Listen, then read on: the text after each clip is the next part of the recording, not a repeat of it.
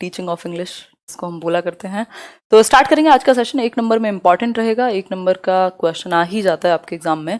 Factual सा session रहता है क्योंकि मेथड्स वैसे तो अनगिनत हैं अगर आप पढ़ने बैठ जाएं इंग्लिश पेडागोजी के, बट जो भी इंपॉर्टेंट हैं उनको हम डिस्कस कर लेंगे, जहां से आपका 1 नंबर का क्वेश्चन आता ही है। सॉरी लेट तो हो ही गया है ऑलरेडी, 15 मिनट से चाबी ढूंढ रही हूँ, ये स्पेस की मिल ही नहीं रही थी। तो स्टार्ट करते हैं। बहुत बढ़िया, सही है। आ जाइए सभी को गुड इवनिंग, नमस्कार, राम राम, सत श्री अकाल, अस्सलाम वालेकुम, what ever you feel connected with. ठीक हूँ यार, तबीयत ठीक ही है, सर में बहुत ज़्यादा दर्द है, पता नहीं क्यों। खैर ये सब चलता रहेगा, धीरे धीरे तबीयत भी सुधरती रहेगी। अच्छा, अगर आपका एडमिट कार्ड आ जाता है 15 तक तो फिर एक काम करेंगे कि मैराथन सेशंस चलाएंगे। अभी इतने 15 तक इंग्लिश खत्म कर लेते हैं, इंग्लिश पेडागोजी पूरी तरीके से, उससे पहले ही कर लेंगे बल्कि। तो ये एक बेसिक सी बात है। ईवीएस खत्म है, सीडीपी खत्म है, रिवीजन की जरूरत है तो वो हम कर ही लेंगे। इसके अलावा मैथ्स के कुछ सेशन रहते हैं और हिंदी के, इंग्लिश भी खत्म हो ही जाएगा अगले 4-5 सेशंस में। तो ये एक छोटी सी कहानी है। आ जाइए, कोई दिक्कत नहीं है, आ जाइए। स्टार्ट करते हैं आज का सेशन। आज क्या है? Teaching of English methods TOE। कहाँ है 1 मिनट दीजिएगा, आज 1 मिनट दीजिएगा। Methods, yes, great. नहीं, बफरिंग तो नहीं होनी चाहिए, आप लोग आ जाइए। कल का सेशन ना देखा हो तो जरूर देख लीजिएगा। कई नंबर, 4 से 5 नंबर आपके स्कोर करा सकता है वो। टीचिंग स्किल्स कल हमने डिस्कस किया था, होपफुली आपको ये बात याद होगी। I love your teaching style. धन्यवाद अंकिता, आप लोग ही तो हैं जो ऐसे एकदम मोटिवेटेड रखते हैं, अदरवाइज तो कई बार स्थिति मैनेज करने की रह नहीं पाती है। खैर, बातें बहुत हो गई। फैक्चुअल सेशन रहेगा, 1-1 नंबर में पूछे जाते हैं क्वेश्चंस। चलिए फिर शुरू करते हैं। आ जाइए अभी आप लोग।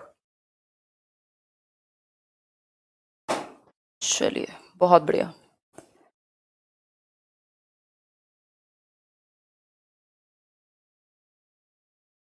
अभी भी कोई नहीं कह सकता फाइनल तो सीटेट है कि नहीं, बट तैयारी तो करनी पड़ेगी क्योंकि अभी तक डेट आपके पास 5 जुलाई ही है। तो स्टार्ट करेंगे। Methods of teaching English, like share subscribe आप कर दीजिएगा। ये PDF मिल जाएगी, कल वाली मैं शेयर कर चुकी हूँ। लेट्स लर्न स्क्वायर टेलीग्राम पर आप शेयर मतलब ढूंढेंगे तो, सर्च करेंगे तो पहला मेथड रहेगा, चुनिंदा मेथड्स हैं क्योंकि आप कंप्लीट तो कभी नहीं कर सकते, मेथड्स इतने सारे हैं। तो अगर मैं बात करूं, पहला मेथड है आपके सामने grammar translation method. Grammar translation method की अगर मैं बात करूं तो ये सबसे ज्यादा पॉपुलर मेथड है ना। इसको हिंदी में आई थिंक क्या ग्रामर ट्रांसलेशन को व्याकरण कुछ तो कहते होंगे, ट्रांसलेशन को क्या कहते हैं एक बार बताओ मेरे को। तो हिंदी में भी ये सेम ही है बेसिकली। अगर मैं बात करूं ग्रामर ट्रांसलेशन मेथड की तो ये ओल्डेस्ट मेथड इसको कहा जाता है, क्लासिकल मेथड इसको कहते हैं, ट्रेडिशनल मेथड इसको कहते हैं, है ना।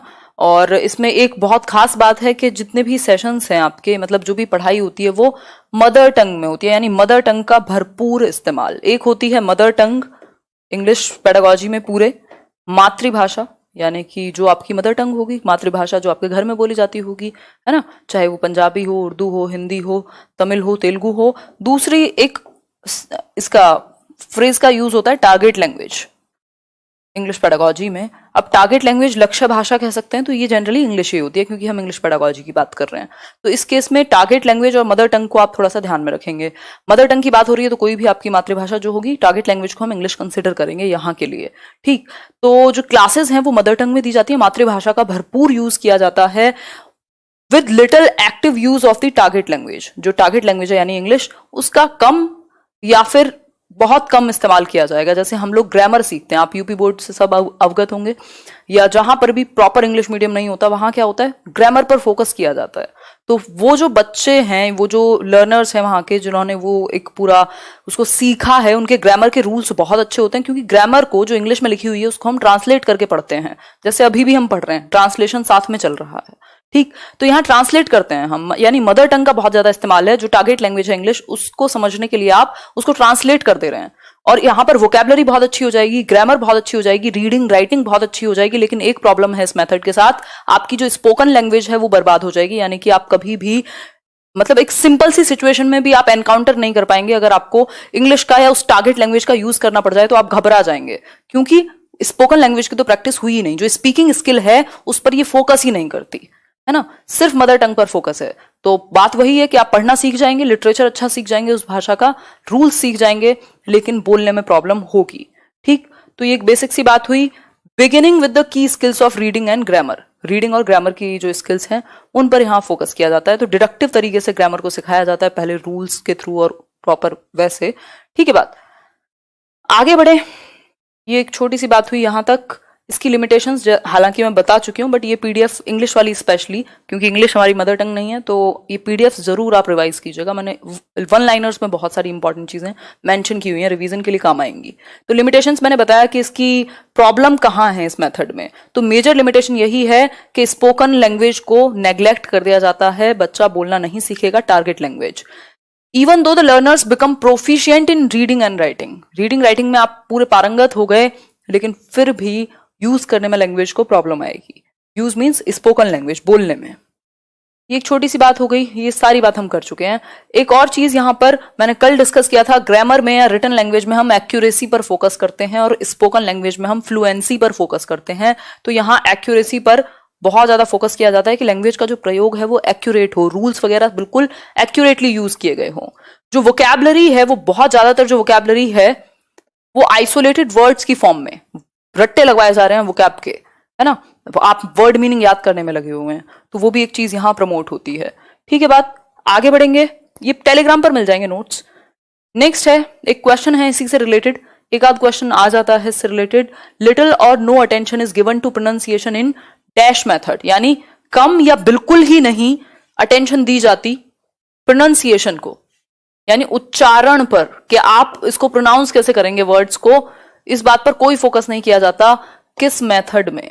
चार ऑप्शंस हैं, audio lingual, grammar translation, CLT और एसएलटी।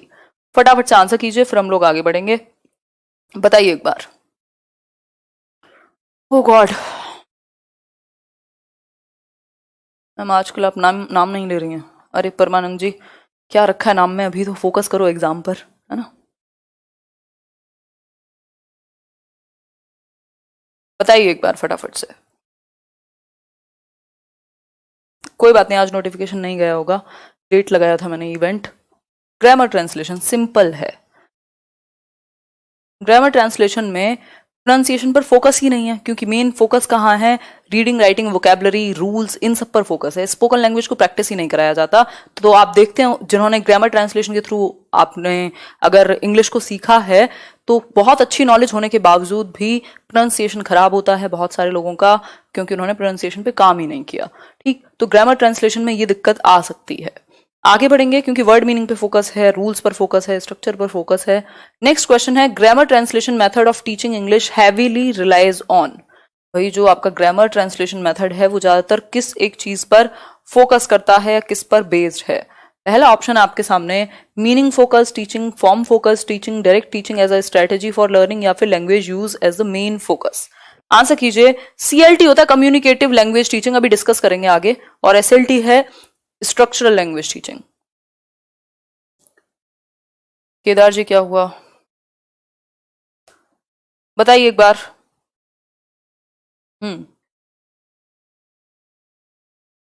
अच्छा, फरहान कह रहे हैं बहुत ज्यादा एमबी की होती है आपकी पीडीएफ। ये ऐप पर आएगी तब देखते हैं क्या किया जा सकता है इसके बारे में। आंसर कीजिए अभी तो आप। वैकेंसी आएंगी तभी आप कर सकते हो, तो हम ही मिक्स्ड आंसर्स आ रहे हैं। A option